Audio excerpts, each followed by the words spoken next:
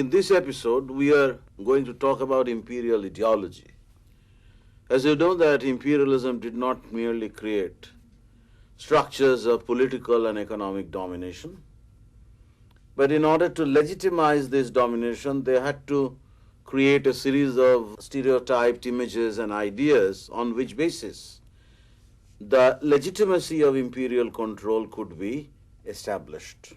And in the development of imperial ideology or imperial attitudes towards the colonial world, and in this particular case it is basically British attitudes towards India, it is not difficult to identify different stages. In the same way, we have identified different stages in political expansion or in the proliferation of British economic interests as well.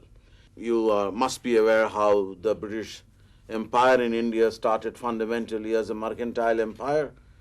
Then India was deployed as a recipient of finished goods and a very secure area of investment once imperial control was firmly established in the early part of the 19th century. So the impact of such changes in the nature of imperial control was also manifest in what we call changes in imperial ideology. And that is where this entire discussion on Orientalism actually features as a point of entry into the particular attitude that the British had adopted towards India in the later half of the 18th century, in the early stage of imperial rule, when the British were not so confident about the future of the empire. They had to come to terms with powerful Indian classes.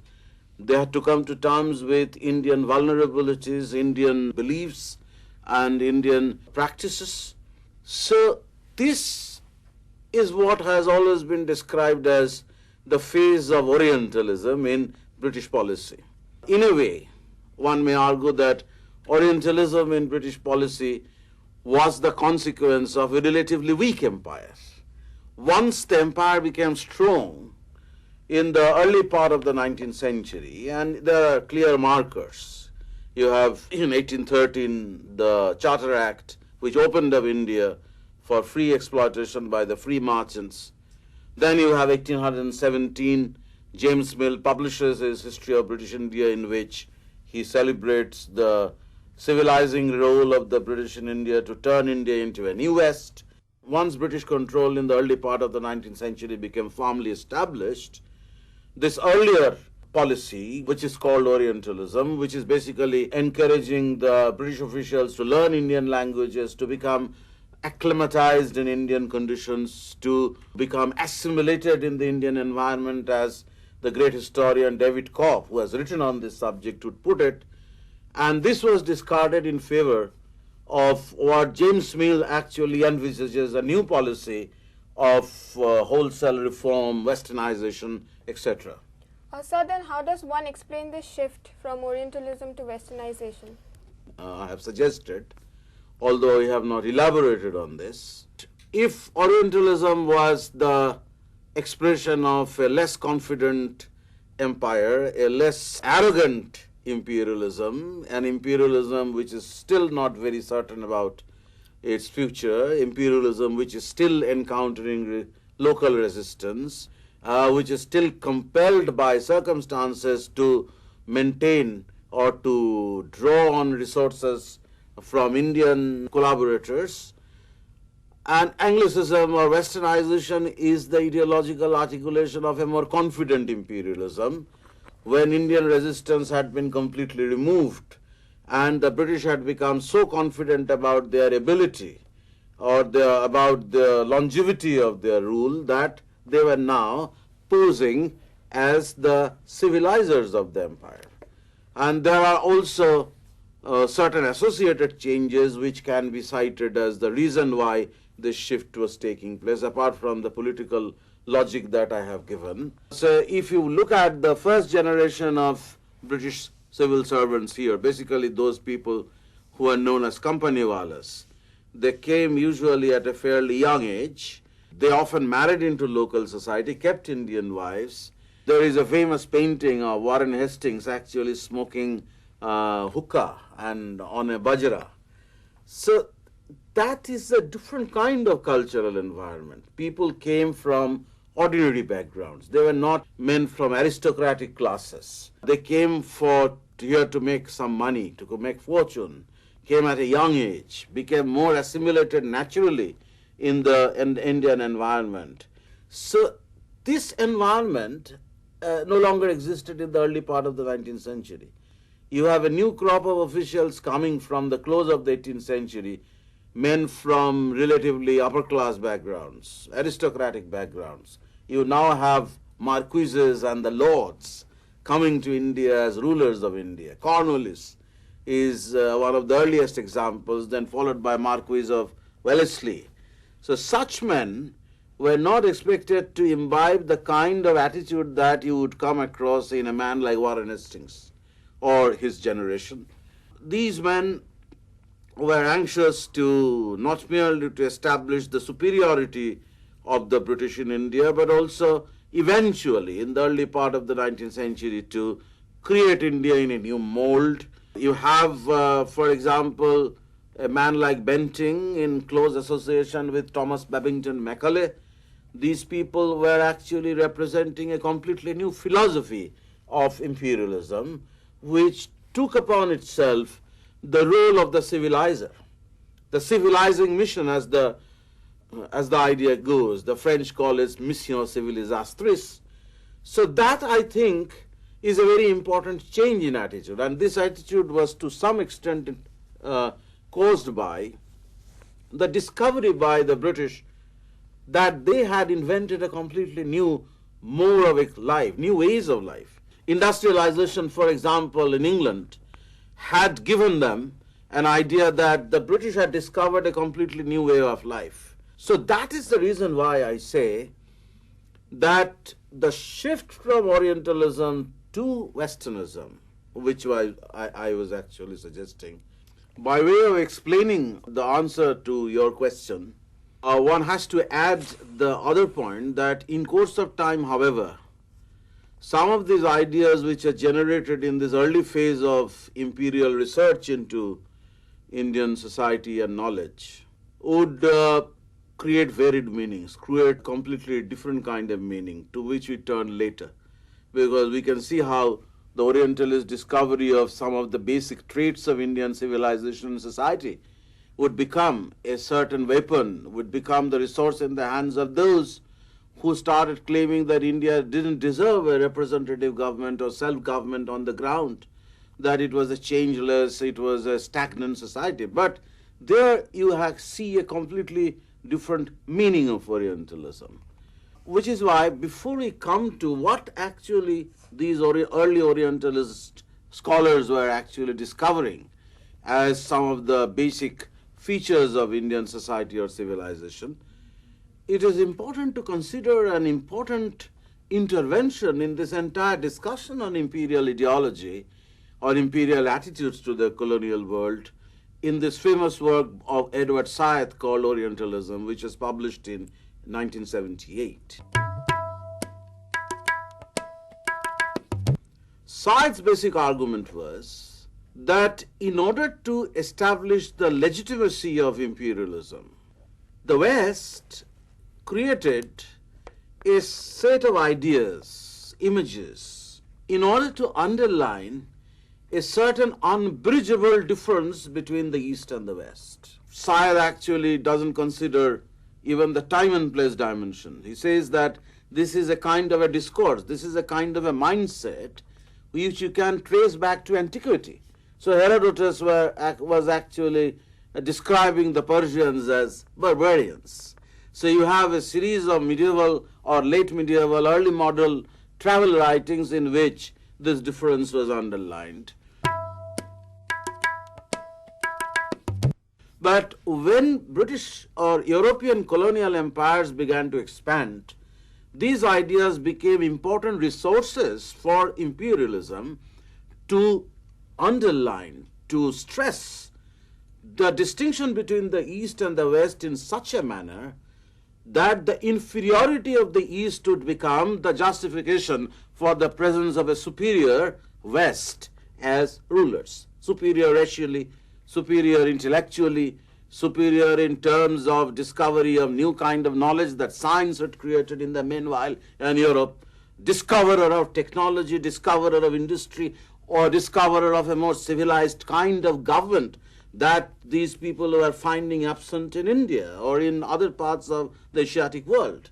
So how does one actually identify the basic features on which basis one would actually distinguish between the East and the West and would emphasize then the unbridgeable difference between the East and the West? So one is culture of despotism. They were arguing that in Europe, a civilized monarchy had flourished. Civilized monarchy would allow people enough property, would actually allow laws to rule, would allow people to accumulate wealth. Despotism is different. Despotism would not allow people private property, private wealth. Laws will not be enforced regardless of the discretion of the rulers. If there is no rule of law in a condition of despotism, you have this particular feature of changelessness, that Indians were resistant to change. And this idea of changelessness would recur over and over again. But as I was, yes. Sir, if this is so, then how does one explain the difference between William Jones and James Mill?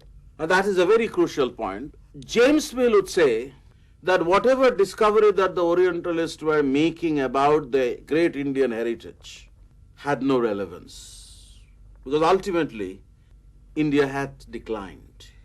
And the decadence was of such kind that they demanded the intervention by imperialism to remove these backlogs or remove these drags in order to make Indian society more dynamic, to make it more receptive to change, to make it more responsive to change, while India was changeless. Then how does one do it? They would say that each person should be secure in property. It is not as if that Mill was the only proponent of this kind of a position. Even Marx would say that under despotism, property didn't exist. And since property didn't exist, there was no incentive for innovation and enterprise. And since enterprise didn't exist, there was no increase in wealth. So in order to increase wealth, in order to make society more dynamic, in order to draw out peasants from their small egalitarian or self-sufficient communities, it was important to introduce modern notions of property, property that would give them incentive to enter into market relationships, produce for the market, earn enough money to be able to grow as wealthy people. So that is where Mill and others, as utilitarians, were trying to locate the possibilities of change. For example, Indian education system. And one has to have utilitarian education. This is something which we'll discuss later. But however much these Orientalists were actually trying to glorify the great Indian heritage, the great excellence that Indian classical poetry had achieved, Kalidasa had achieved, all these had no relevance, because ultimately, despite that great heights that India had achieved in antiquity, in the classical age, India by the 19th century had become a stagnant water.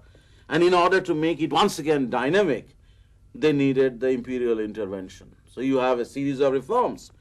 You have a new educational reform whereby men like Macaulay and Bentinck would have people to be exposed to modern scientific ideas, to modern technology. Ideas from the West should be important in order to make them more receptive to modern ideas, modern philosophical concepts, liberalism, individualism. So that is the James Mill position.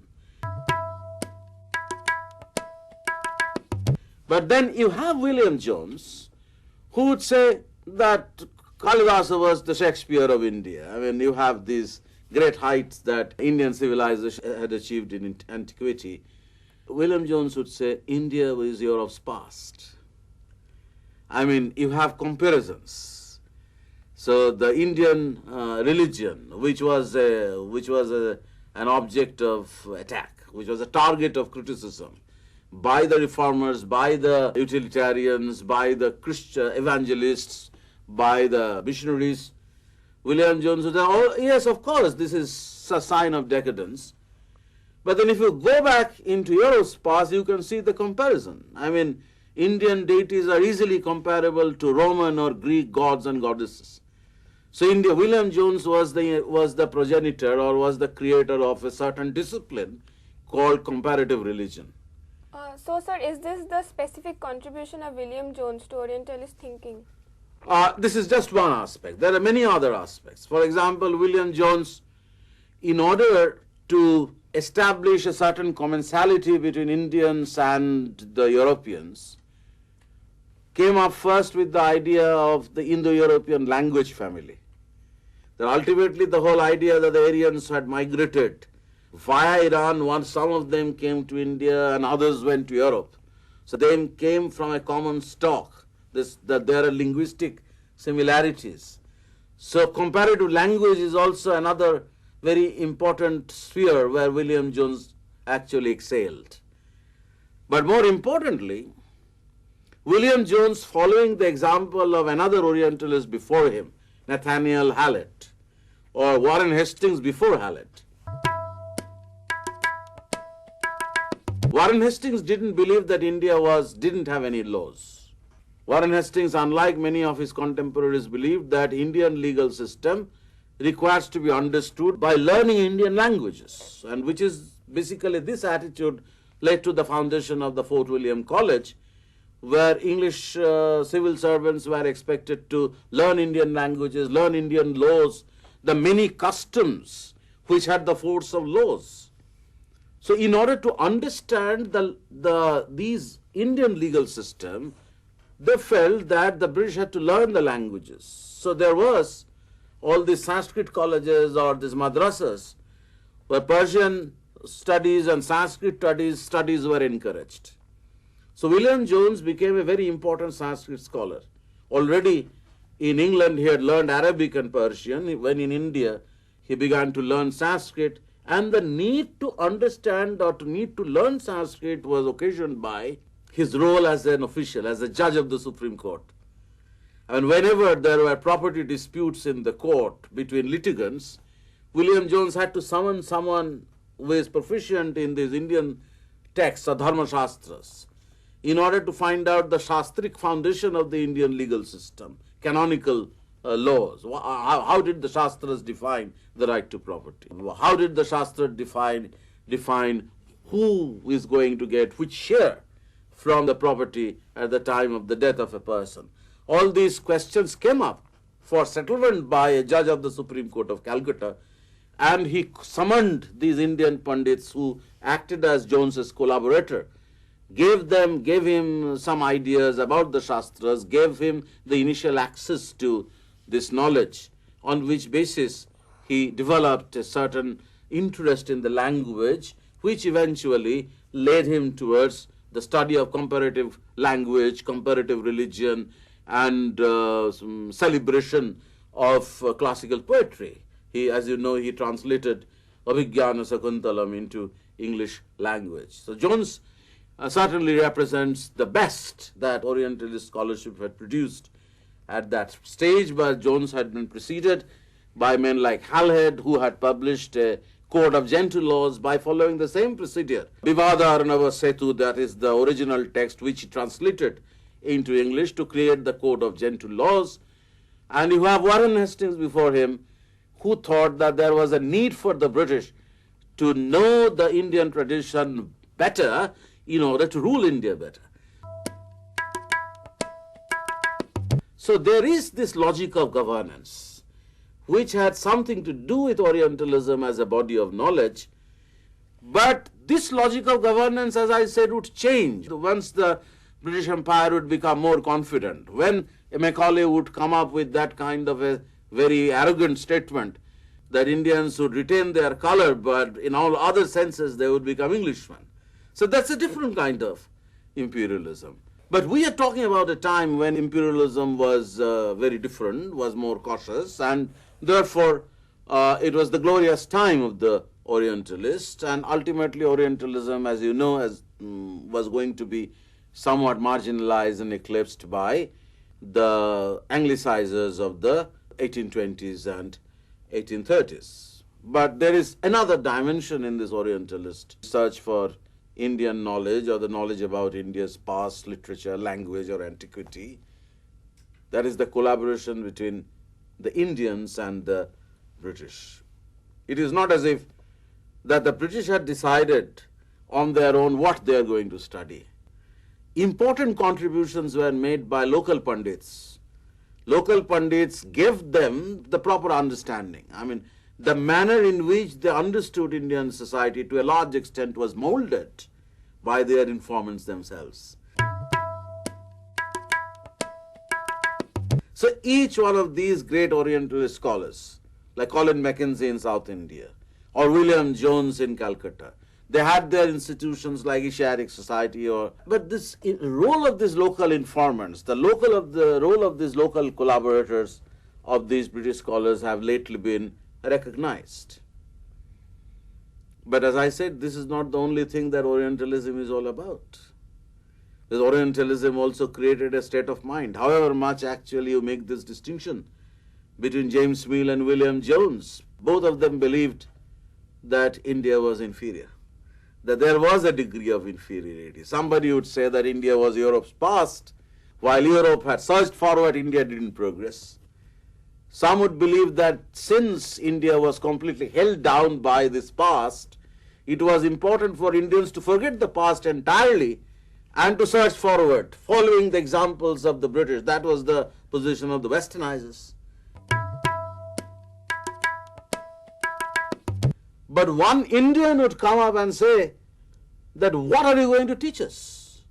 We have everything. I mean, if you are telling us that we didn't have a democratic tradition, we had a democratic tradition. The kind of historical research or the archaeological research that this early Orientalism had promoted in the early part of the 19th century created a more acute sense of history among Indians at the close of the 19th century, when this Indian scholarship came up with their own version of Orientalism by claiming not merely great heritage, but at the same time constantly engaging with the West by suggesting that all that has been labeled as Western and therefore not appropriate for India had existed in Indian tradition. Indians had science, Indians had democracy. So one historian would go back to the Vedic times to claim that in ancient India you have Savas and Samitis which represented democratic institutions. So there is no point for the British to say that Indians actually didn't have a democratic heritage.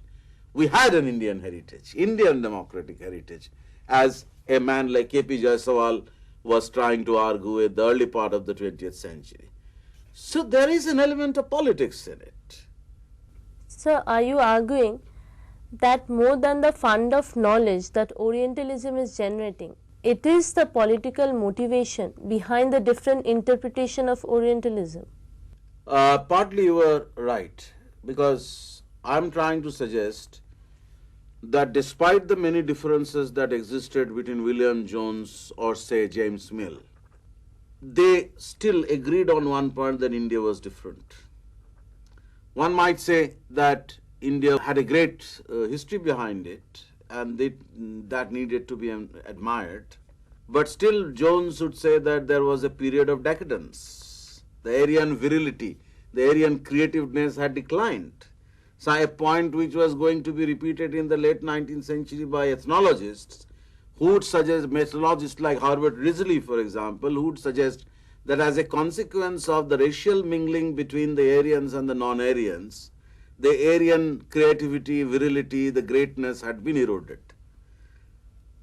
So Mill's point would be that if it was a decadent society, if it was a retrograde society, changeless, static, then how is it that this stainless, static society should be made more dynamic? And one set of people or one generation who followed James Mill would actually completely alter the meaning of Orientalism by suggesting that, all right, you have a great history, but that history has not been so useful for keeping you a dynamic society. And you, in order to make you dynamic, you have to go to the West. But then you have a new kind of Orientalism among nationalists who would suggest that we didn't have anything to learn from the West. whatever the West apparently had been teaching us was there in our own tradition. If the West was teaching us that we were not deserving of democracy because we were a culture of despotism, this is a very skewed judgment, because in our history we have democratic institutions. So there are many meanings of the same assumptions, something which science didn't consider adequately. That you have a set of assumptions about difference between India and the West.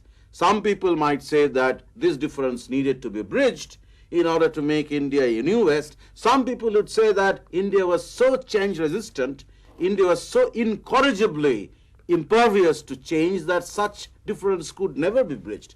You may remember Kipling, the East is East and the West is West and the twin shall never meet.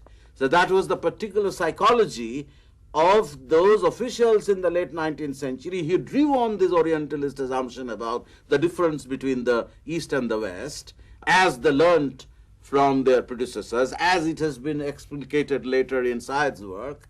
But then they were actually making out this kind of a position at a time when the British, fearful about the possibility of another mutiny, did not wish to carry on with their social reform program.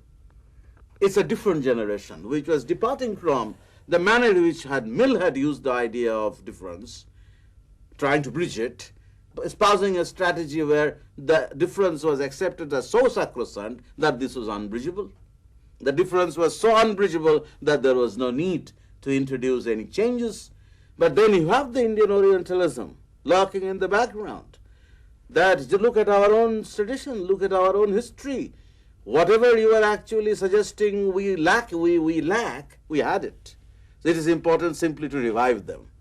So that is where you can see the kind of knowledge that the collaboration between Indian Pandits and the European officials in the early part of the 19th century had created in language studies, in history, in archaeology, were capable of generating varied meanings. And that takes us to utilitarianism. How utilitarian vision of a dynamic India cast in a new Western mold was basically drawing on similar assumptions about India's changelessness or India's decadence that had been formed at an early time. So to recapitulate, you have to make a clear distinction between Orientalism as a matter of policy that came to be discarded in the 1820s and Orientalism as a state of mind, where you have certain attitudes persisting over a long duration of time, persisting well into the late 19th century, carrying on, acquiring different meanings. You have a nationalist Orientalism, you have a conservative imperialist Orientalism, trying to turn one's face away from all possibilities of change. You have a more aggressive, arrogant, but liberal reformist Orientalism, where you look upon India as inferior, but you don't consign India to a position of permanent inferiority. You wish to reform it. So that is the fun with Orientalism. You have different sets of meanings. You have the different ways through which certain assumptions could be deployed by different generations for different purposes.